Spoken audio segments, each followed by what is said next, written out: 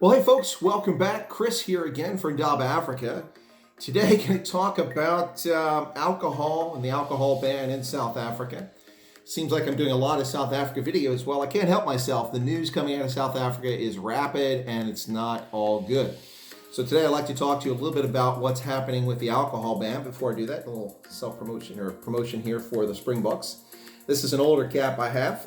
You'll see here just two of the Webb Ellis trophies on the side, so it's out of date. This cap is from the 27 Rugby World Cup afterwards. They produced this to show that the Bucks had won the second William Webb Ellis trophy. And now the total is 3, as we all know, after Japan. Springboks win for the third time. So there's a nod to the Springboks banner back there from the 2015 Rugby World Cup, when they played against Samoa. And in that game, that's a game where Jean de Villiers had his jaw broken. Unfortunately, we lost him for the rest of the tournament. So, the Jersey, Western Province, because we're going to talk about the wine industry. That's today's topic. What is going on in South Africa? Does the ANC want to destroy the economy? Are they confused? Are they lost? Or are they just looking out for the best interest of South Africans?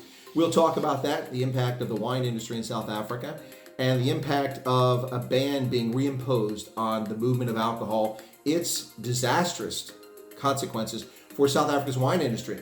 And so with that, let's get started. Let's talk a little bit about South Africa's wine industry. So South Africans, the wine industry first started there in 1655. The first vineyard was planted, the first vines were planted in South Africa under the direction of Jan van Riebeck, who had founded the Cape refitting station in 1652 in the Cape Town area. So by 1655, the first vines were planted, the idea to raise grapes to prevent scurvy for sailors who were coming around the Cape of Good Hope and headed to the Dutch East Indies, where the Dutch had the majority of their efforts concentrated when it came to colonization. So that was 1655. In 1659, the first bottle of wine was produced in South Africa by Jan van Riebeck. That ought to trigger some folks in the economic freedom fighters who have a strong distaste for Jan van Riebeck, and even some members of the African National Congress. That's unfortunate. Their understanding of Jan van Riebeck is greatly distorted, and he is their favorite scapegoat for apartheid, even though he had nothing to do with apartheid. It was hundreds of years before that institution was applied. So in 1659, the first bottle of wine. In 1685, Simon van der Stel bought 750 acres outside of Cape Town, and he founded the Constantia Wine Estate. 750 hectares. That's 1,900 acres, roughly.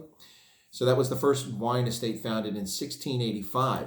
Now, Simon van der Stel is also the person who's responsible for forcing the ethnic Germans, the French Huguenots who arrived, and the Dutch to intermix and made Dutch the language of instruction in schools. And so this was the beginnings of what became known as the Afrikaans speaking community, and more specifically, the Afrikaners as an ethnic group, a mixing of ethnic Germans, Dutch, and French Huguenots. And this was a consequence of Simon van der Stel. So that was going on at that time frame. So in 1685, well, the wine industry now had a nascent start in South Africa, but it really got a kick when about 180 French Huguenots who had fled from France after the Edict of Nantes was revoked in 1685. Many moved to either to Berlin, where they sought refuge, or to the Netherlands. And in the Netherlands, there were so many of them that they sought places for them to resettle from there. From there, many left and went to South Africa. So between 1688 and 89, about 180 of them arrived, and many of them had experience in the wine industry. And so this is what really got it going. Well, lots of ups and downs over the history of South Africa from 1685 until the end of apartheid. And the wine industry at various times was neglected, or many grapes were produced for consumption as grapes, or for raisins, or to make brandy, and not so much for wine. So the wine industry was up and down over the course of a long period of time. And during the 20th century, particularly after the imposition of apartheid in 1948, when it began, and up through the 60s, 70s, and especially the 80s, people boycotted or simply didn't buy South African wine on principle because of apartheid. And so the industry really didn't get going until the end of apartheid. The end of apartheid, as I've said many, many times, lifted a gray cloud for so many South Africans, not simply for people of color, but also for others. And businesses could finally do business globally and, of course, across Africa. So today, we see that the wine industry truly took off after apartheid ended, when they could sell their wine abroad more easily. So today, the wine industry in South Africa employs 300,000 people, either directly or indirectly, in winemaking and wine sales and production of it. 300,000 jobs. That is a large number of people working. Now, most of these jobs are concentrated in the Western Cape. It's the Western Province, Jersey. All right, so what does wine contribute to South Africa's GDP? Well, 49 billion rand a year, or 2.72 billion US dollars in the GDP of South Africa comes from the wine industry. In 2017, $612 million in wine exports from the vineyards in South Africa. But the vineyards produce more than just wine, so there's a lot more that goes into the 49 billion, that 2.49 billion rand, the $2.72 billion, 612 million in exports. But the wine industry also produces wine for making brandy, for consuming grapes, also for other purposes, and wine tourism is part of the wine industry. So the 612, while it's significant, it's just a portion of the 2.7 billion US dollars that it contributes to the GDP. So in South Africa, 448 million liters were exported in 2017. Now that dropped to 420 million liters in 2018, but nonetheless still a high figure. 448 million liters of wine exported. Domestic consumption was 450. So we're talking about 900 million liters of wine produced and consumed, either for domestic or foreign consumption. Now, why does that matter? Well, why it matters is because the ANC government has extended the lockdown for 2 weeks in South Africa in order to prevent the spread of the Wuhan coronavirus, or COVID-19 by its scientific name. So they've extended the ban on alcohol for 2 more weeks. So domestic consumption is taking a major hit because people can't purchase wine for consumption. You only consume what you've got hidden in your cellars or in your basement, something like this. Native book, a 2016 Pinotage. Yep, there you go. This is from South Africa. Purchased this right here in Dillsburg, Pennsylvania. An example of South Africa's export industry, wine available abroad.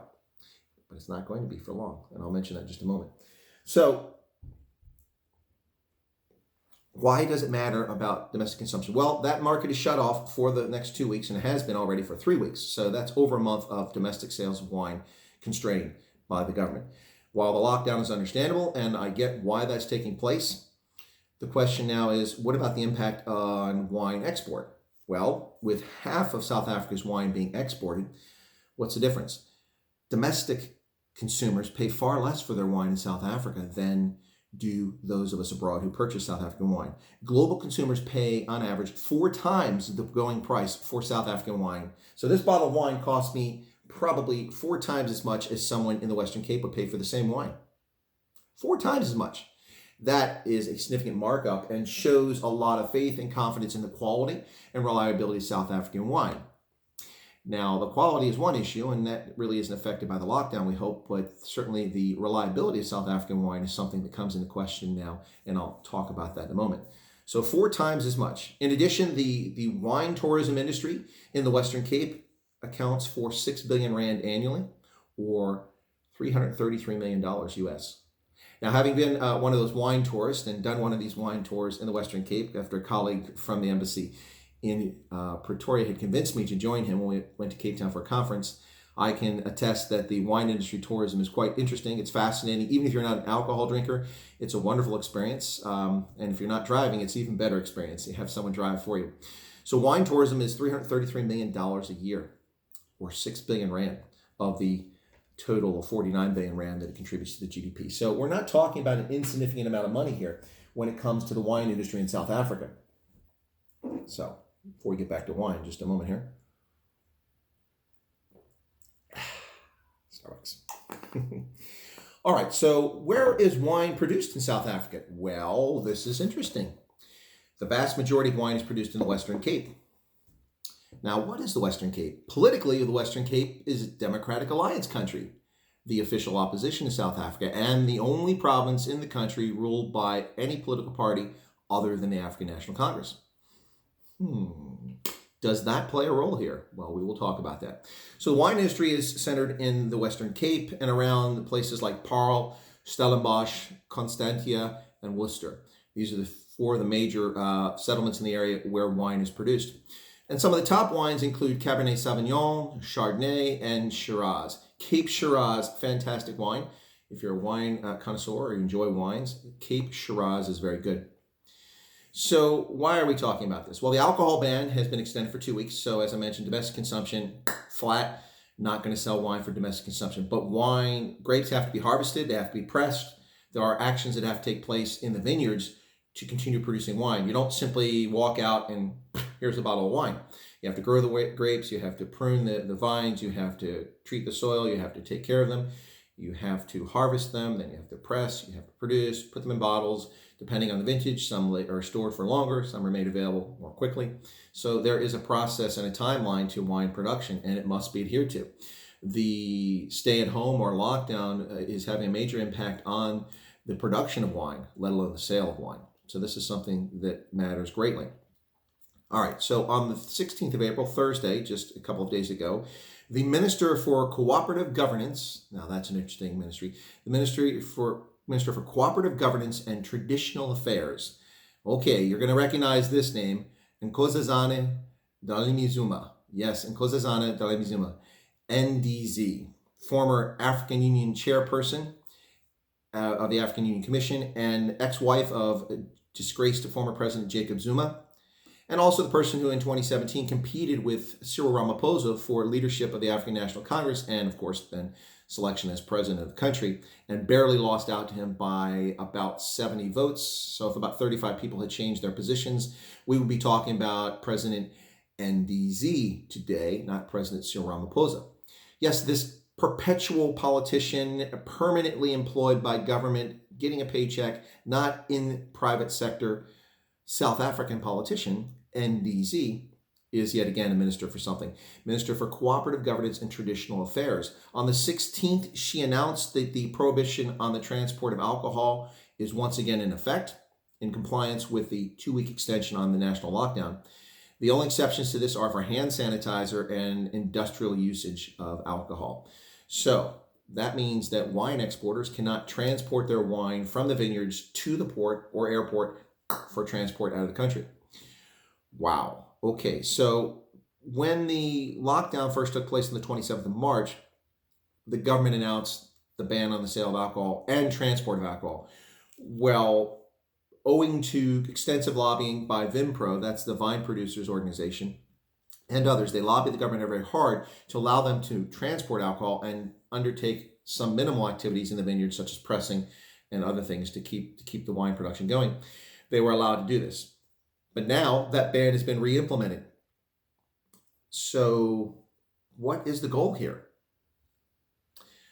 Is the African National Congress intentionally seeking to destroy South Africa's wine industry? Well, there's a lot of problems here. I get domestic consumption and the concerns that they raise about domestic violence and the impact of people consuming alcohol who are sitting around doing nothing since they can't go to work, staying in their homes. It's a very serious concern, and I understand, appreciate the public health issues there. That is a real issue. But of course, as I mentioned previously, there are other issues too. If people don't have access to wine or alcohol who are addicted to it, you will get problems that arise from addicts not having access to things. Same sort of thing with cigarettes, but more serious with alcohol. So that's one issue when it comes to domestic consumption, of course. I understand that. That makes logical sense. But why would you ban the movement of alcohol, which can easily be controlled as to potentially infecting others with protective equipment and protective measures and minimal people involved? It doesn't take a field full of workers to put bottles of wine that are in crates onto a truck and transport them to port and load them on a ship. It takes a small number of people. Why in the world is the ANC banning this? Is this simply another example of the government not knowing what one hand is doing and the other hand is doing this? Or is this an intentional effort to undermine and destroy the wine industry? Given the fact the wine industry is located in the Western Cape and it is DA country, many people will automatically be inclined to think that this is an intentional effort by the African National Congress to undermine its political opponents and weaken and destroy the economy of Western Cape. Well, while as much as that sounds interesting and I would like to believe conspiracy theories, I simply don't believe that. It seems to me that simply one hand doesn't know or care what the other hand is doing. And when you give power over your liberty to government officials who abuse it in violation of your own constitution. South Africa has quite a liberal constitution. This is a troubling sign. So my point on this, my stance on this is that the African National Congress has not fully thought through the implications of what they've done. So if you shut down the transport of wine, number one, as I've mentioned, people abroad are paying 4 times the price of domestic consumption. So shutting it down has a major impact in South Africa, where half the wine is sold and consumed. But when half the wine is sold abroad for 4 times the price, you truly have a major impact on this. As long as export markets are open and people are purchasing wine, why in the world would you shut it down when you can take preventative measures to protect people who work in the wine industry and the transport industry? It just beggars the imagination. What is the intent here? It's incompetence.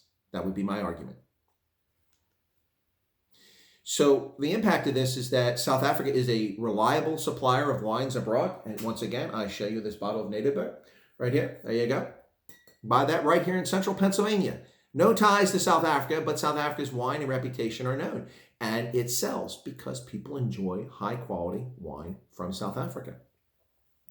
But when you shut down exports, even in the middle of the strangest crisis in the history of humankind, well, not human history, but certainly since the Black Death, I would argue, or the Spanish influenza, go back at least a century. So let's go back at least a century. The craziest public health crisis in a century, shutting down wine exports is nonetheless a consequential action. You have suppliers and distributors who cannot rely on the wine arriving now. And so they will turn to other wines, Argentinian wine, Chilean wine, Australian wine, German wines, which are also, when it comes to white wines, at least, are in the same market. So you will find that South Africa may, in fact, not only lose sales today, but lose future sales because it loses market share. People might try a wine from, say, Chile, which they would never have considered previously, and now discover that, it's not bad. The price is better than South Africa's wines, or the same. And they become a consumer of Chilean or Australian wine. Still crazy for me to think of Australian wine, but it is a market out there and people do buy it. In fact, there's more Australian wines in the local package store here than there were South African wines the last time I was there. So there you have it, folks. An alcohol ban extended for 2 weeks in South Africa. And NDZ, as the Minister for Cooperative Governance and Traditional Affairs, has announced that the ban on the movement of alcohol, with the exception of hand sanitizer and that used for industrial uses, is in effect once again for 2 weeks. And this could spell the collapse or the death of South Africa's export market, which would have sad consequences for a country that derives, once again, $2.72 billion annually from its wine industry and $663 million from sales abroad of its wine. This for a product that South Africa made virtually no money on as late as the 1980s and early 1990s, while countries were abandoning South Africa because of its apartheid policies. How do you allow an industry that such a rapid time grew such a huge and lucrative export market, not to mention the domestic market, how do you allow it to die on the vine like this over what I would argue are very simple solutions that are being ignored? And so there you have it, folks, a little rundown and summary on the situation on the wine industry in South Africa and the impact of government action here. How government destroys the economy. And it's not just in South Africa, it's happening around the world. I would argue as long as you have an export market, you should allow them to export the wine if people are willing to buy it abroad. Thank you for tuning in. If you enjoy the content, I ask that you subscribe to the channel. If you haven't already subscribed, push that little button right down there. Click on that.